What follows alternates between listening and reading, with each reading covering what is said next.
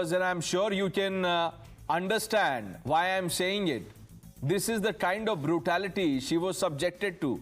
Let's open this up. Dr. Anand Ranganathan needs no introduction. Dr. Vikram Singh, former DGP Uttar Pradesh. Dr. Riju Datta, the national spokesperson of the Trinamool Congress. Professor Monojit Mondal, political analyst. Varun Purohit, leader of the Congress party. And Siddharth Yadav, spokesperson of the Bharatiya Janata Party, will join us shortly. Dr. Ranganathan, you've tweeted about this. I don't want to get into the political blame game, but imagine what happened to a lady doctor inside the hospital where she was working.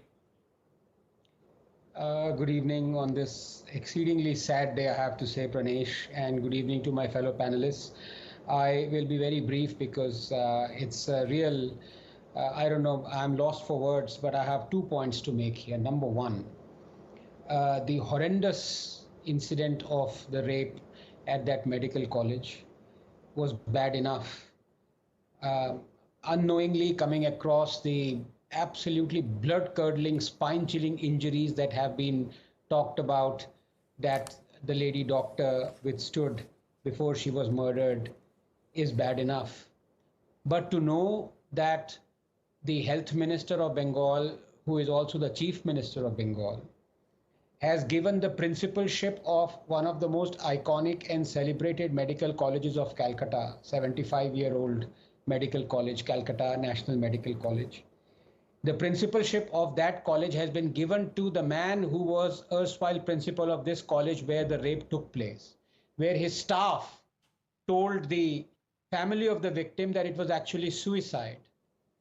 I don't know what to say. I am just speechless that such a thing can happen. So you can imagine how sold out the media and the journalists are, that there is absolutely no outrage that Ms. Banerjee would do such a thing. That's point number one. Point number two, and this is also very important because Pranesh know this, that by the time this debate finishes, 51 crimes against women would have been reported all over India. 51, almost a crime a minute. Bengal's rate of crime against women, this is NCRB data, is 71.8, higher than UP and Karnataka. Sooner or later, we must realize this, that while politicking over horrendous crimes against women must end. Yes, the Manipur horror was highlighted by the opposition, and rightly so. But then why is it that the same opposition remained silent when a 35-year-old woman gang raped in Jodhwara, then Congress-ruled Rajasthan, self-immolated herself in police station because of police inaction? When NSUI General Secretary was arrested for rape after local outrage exposed police inaction in Kakner, Congress-ruled Chhattisgarh?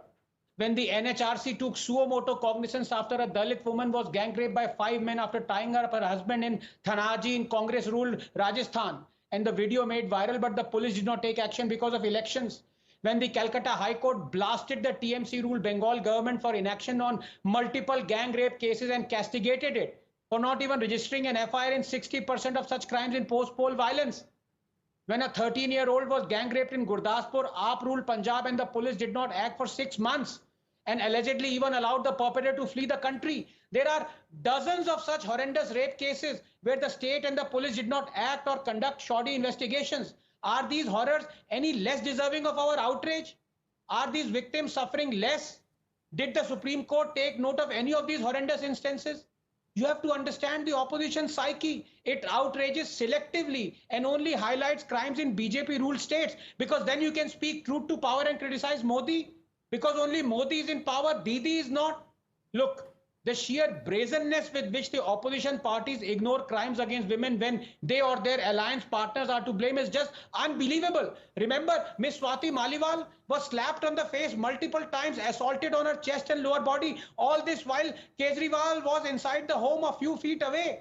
If a sitting woman BJP MP was assaulted inside a sitting BJP chief minister's house, the United Nations would have been asked to step in by now, demanding sanctions against India. But did you see any outrage? No. This is the tragedy. On one, when you have a sitting chief minister give principalship to the person who has been at the center of this entire controversy without investigation being complete. And number two, when the media is simply asked to bend and is crawling in Bengal.